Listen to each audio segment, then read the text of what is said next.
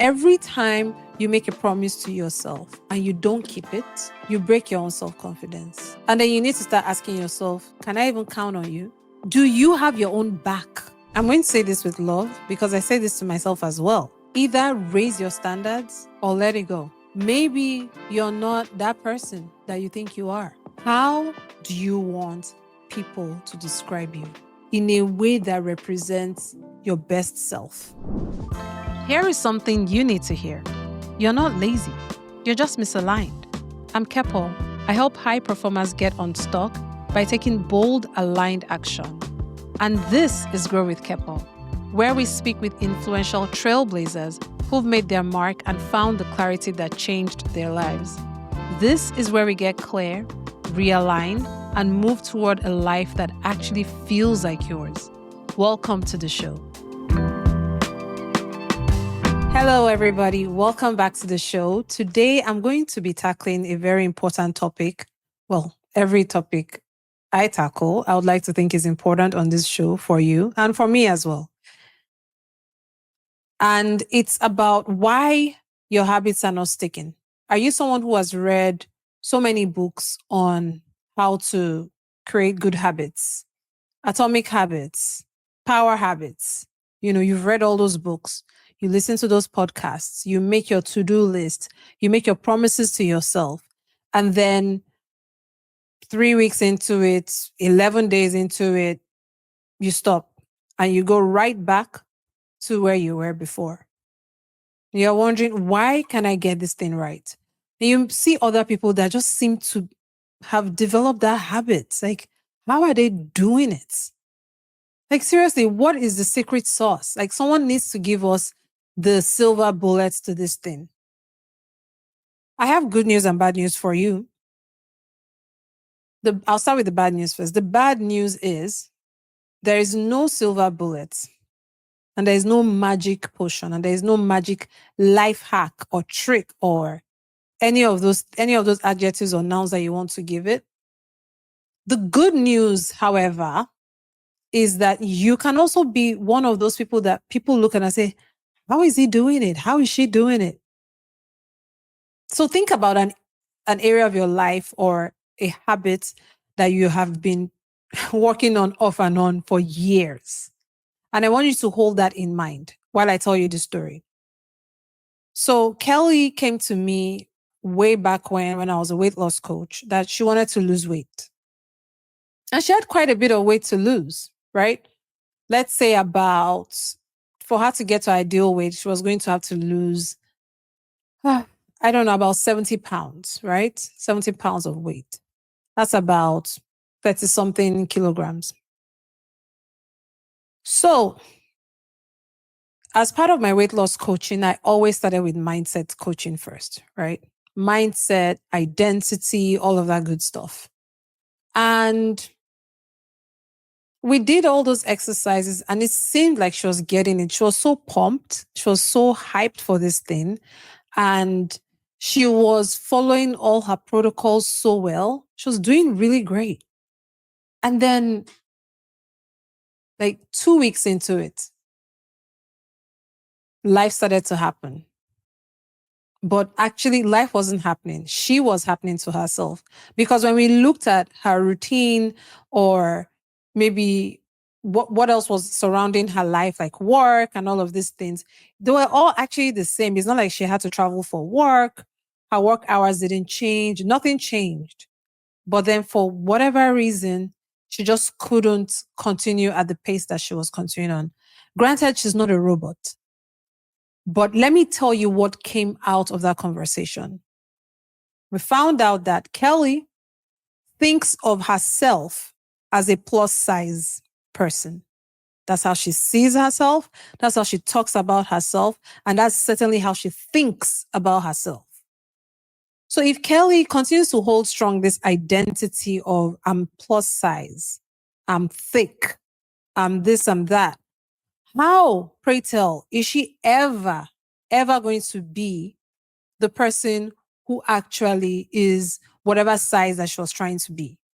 So let me put it in context for you. Kelly was a size 16, US 16, and she was trying to just get back to a healthy 8. But she sees herself, talks about herself as a size 16. Ladies and gentlemen, I want to tell you something. I don't care what kind of habits you're trying to build. I don't care what life hack you have to build that habit. Until you start to see yourself as that future person, in that future identity, you will not break past your own cycles. You will continue to hold those old habits and you continue to fall back to them. Let me use myself as an example. Guys, most of the time when I'm talking on this show, I'm also talking to myself. I'm also a work in progress, right? We're all just farther along than each other in different areas of life. So please never ever think that I'm preaching to you from the top of the mountain, right? Like I've reached the top and I cannot improve anymore. No, it's not like that. Okay. So even for me, for a long time, I had this image, that I fantasized about, like, oh, this person that is running a 7-8 figure business, has this type of body composition or muscle composition, is this type of way to people. She's kind, she's empathetic, she's so generous, she's loving. But then I would hear myself in conversations and how I'm talking about myself. And I'm saying things like, girl, please, please, I don't have patience for people, or I'm not a people person. I'm like, really? You identify as somebody who is not a people person and you're not patient, yet you want to be that person who speaks to other people into other people's lives and build a whole business around it. Really? No wonder. That is why a lot of times, when I try to start this kind of thing, this kind of business, this kind of coaching or whatever, I start, I stop, I start, I stop. Because I have set some kind of standard for myself that is based on my identity of how I see myself. So remember the habit I said you've been trying to break or you've been trying to keep for a long time and you keep breaking it off and on, off and on. Now, I want you to think about the kind of person that actually has that kind of habits, that is just how they are. You probably know of somebody or know someone personally who is already living out that habit. How would you describe them? What words would you use to describe them? Confident, bold, discerning. Like, what word is that? You need to start seeing yourself being described as that word. Your identity is kind of like a thermostat, right? That's a great analogy for it. When you set the thermostat of your house to a certain temperature, how does the thermostat work? Let's say my own right now is 17 degrees Celsius, right? So that means I'm trying to keep it warm because it's warmer than it is outside, right? So outside, let's say it's 12 degrees Celsius. This thing is going to heat up. And then when the room gets to 17 degrees Celsius, it's going to just calm down and just be there. If it tries to go above that 18 degrees or whatever, it calms down again, brings it down to 17. That right there is what identity is. That is why, have you ever noticed where sometimes maybe, let's use your bank account, for example, it gets to a certain level, yeah? And then before you know it again, it's come back down to this level. It's like, what is going on? I was doing so well, right? Or you start a workout program and you're going and it's great. Or like Kelly, she's following all her protocols. And then all of a sudden, it's like, what is wrong with me? Like, first of all, there's nothing wrong with you. You're just not aligned to the kind of person that you need to be in order to live that kind of life, right? You're calling yourself something else and you're trying to be something else. No wonder it feels frustrating to try to build a new habit. Hey, quick break. I want to invite you to something powerful. If you're a high achieving professional who feels burnt out, stuck, or like you've checked all the boxes but still feel unfulfilled, I've been there. That's why I offer free strategy sessions to help you reconnect with purpose and get clear on your next bold move. I would love to support you. Just hit the link in the description to book your call. Now, back to the episode. So, before you go setting a bunch of to-dos and a bunch of, they call it habit stacking, right? Go back and think to yourself, like, who is the kind of person who has this kind of habit? What kind of person do I need to be so that I can actually have and sustain this habit? This is not an easy exercise to do, because when you do that exercise, even you will come to determine within yourself, do I even really want this? Why do I want this? Why do I want to be this kind of person? So that you don't find yourself going from one type of habit to another, trying to build something here, and then you're driving yourself crazy. Because every time you do that, you start, stop, you're eroding your own self-confidence. You make a promise to yourself and then you don't do it. Oh, for the next 1 month, I'm going to eat more veggies every day. Day 4, you're like, oh, please, I'm so tired of this. Because when you hear yourself talking and you hear yourself thinking, you're thinking, please, I'm not a veggie type of person. I'm not a broccoli type of person. Well, how do you plan to sustain a habit of eating broccoli every day or eating greens every day if you think of yourself as, please, I don't have time for that. I'm not that kind of person. Hopefully you're making that connection. But I want to quickly expand on something that I mentioned earlier, which is eroding on your self-confidence. Every time you make a promise to yourself, in fact, I just went live on talking about this on Instagram not too long ago. But every time you make a promise to yourself and you don't keep it, you break your own self-confidence. And then you need to start asking yourself, can I even count on you? Do you have your own back? You cannot answer that question until you solve the identity problem. And when you get to the identity problem and you start asking yourself, why do I want this? When you come up with your reason why, that is your opportunity to raise your standard. Let's go back to the thermostat example. I set mine at 17, but I actually really want it to be 20.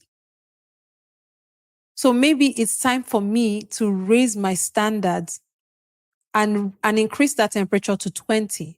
Because no matter what I do, no matter, how many windows I open or close, I've set the thermostat to 17. It's going to bring back the room temperature to 17. No matter your efforts, no matter how much you set out your clothes in front of you as a cue, your workout clothes, because you want to get to the gym, you want to make it a routine. If you don't see yourself as maybe a gym rat, for example, honey, you're not going to make it a habit. And here's another thing I want to quickly tackle while I'm on this. If you are judging people who are actually living out this kind of habit very well, how do you expect to be like them or to get their own results? If you're judging that guy like, why is he always like flaunting his muscles? Please, is it because some of us can't get to the gym? I beg, pass me my pizza, let me have it. And then after you're done rubbing your belly and you wake up feeling awful the next day and you sign up for yet another challenge, gym membership to work with some kind of trainer, and you want to lose weight, but then you're here judging the person who is doing exactly that. You're irritated when you see somebody put in a post about, Oh, you guys, I just landed a new client, blah, blah, blah. But then deep down, you also want to start your own side hustle and land your own first client. Rather than, if you're judging them, of course, you will never strive to be like them because you don't like them. We'll go into, this is, in fact, this whole judging what you actually want to be is a completely different conversation. We'll come back to it later. But I had to just quickly touch on it because sometimes that is what is stopping you, or stopping us, I should say, from building that habit. There is no point in preaching to myself and preaching to you guys if we don't actually come out with ways we can action this advice, right? Remember, I told you to think about people in your lives or people you know of that are displaying those habits that you really want to build in your life, and think about the words that you would use to describe them. Well, those are the words that you want people to describe you by as well. Or another way is, let me ask you this. How do you want people to describe you in a way that represents your best self? If someone were watching your life as a movie and we're just watching and, eating popcorn like, oh, interesting. Oh, look at him. Oh, no, he said he was going to go talk to that new prospective client, but why is he doing that? How are they going to describe you? They might describe you as unserious. They might describe you as flighty. They might describe you as unreliable, right? But then if they are watching you and they say, oh, wow, such a go-getter. She said she was going to set up that meeting with that company and she did it. Oh, wow, she's confident. So what are those words for you? You need to write it down. Put it somewhere you can see it, where it will remind you on a daily basis like, hey, this is who you're trying to be, so that you might see that visual cue at the moment where you're trying to talk yourself out of not doing that thing. And then voila, you remember, you make the connection like, wait, the kind of person that I want to be, this is what that person will actually do in this situation. This is the habits that they will form, and they wouldn't procrastinate on it. You're welcome. Another very effective way that I have used for myself is to walk from the end back to the present, right? Or walk with the end in mind. And what does that mean? Fast forward many years from now, we're at your funeral. What do you want people to say about you? How do you want your coworkers to describe you? How do you want strangers that you met on the road to describe you? Well, they won't be at your funeral, but you get what I mean. How do you want your family and your friends, your former business partners, how do you want them to describe you? How do you want your children to describe you? That right there forms the basis of how you identify yourself. It forms the basis for any kind of habits that you want to build. It's not about building habits, is not about like the little mechanics, such as, oh, it's tiny habits, just get 1% better every day. No, there is room for that, yes, but not before you fix your identity, not before you reset your thermostat. But here's another thing, you all. I'm going to say this with love because I say this to myself as well. When you have been working on something or something that's been stagnant for a long time, and deep down, you could do more about it. You could be better in building that habit. Either raise your standards or let it go. Yeah. For some things, it's just time to let it go. Maybe you're not that person that you think you are. And I know this is so contrary to what most other speakers out there would say.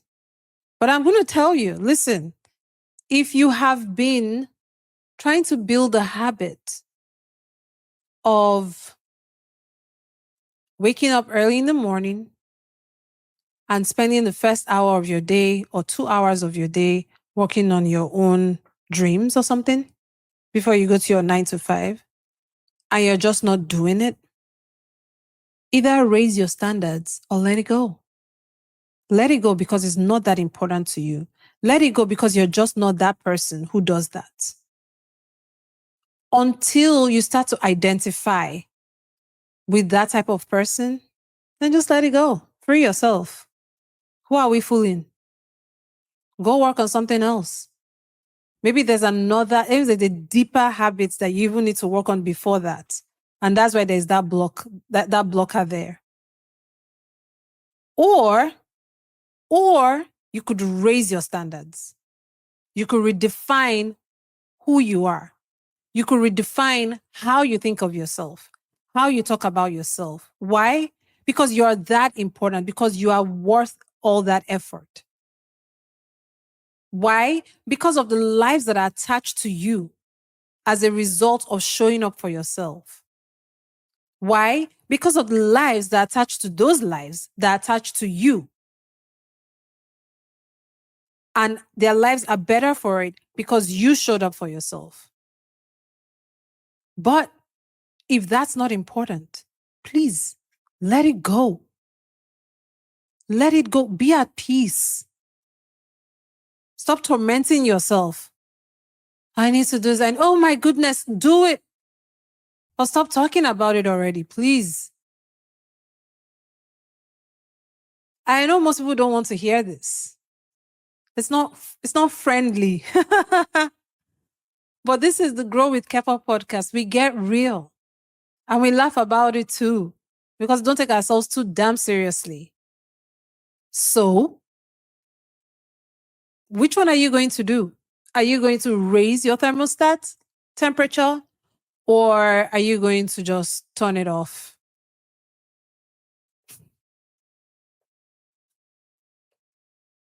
Let's keep it simple. But then let's stick to the basics. Before you start getting technical about habits, get real about who you really are. Thanks for watching. Thanks for listening, everybody. And I'll see you at the next episode. Have a wonderful day. Thanks for tuning in to Grow with Kepo. If this episode sparked something for you, subscribe, share it with a friend, and keep growing.